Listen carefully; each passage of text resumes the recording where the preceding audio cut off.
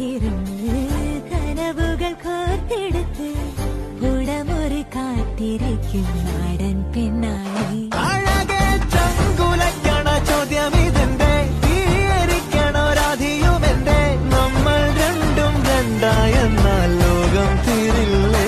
ചിയോദിക്കാവിലെത്തി വിളക്കു കൊളുത്തി നാടറിഞ്ഞൊരു താലിയും കെട്ടി കയ്യിൽ കയ്യും കോർത്തും കൊണ്ടേ കൂടെ കൂട്ടും ഞാൻ. മഴവിൽ ചന്തമേ നീയൻ സ്വന്തമേ, തന്താനേ തന്താനേ തന്ത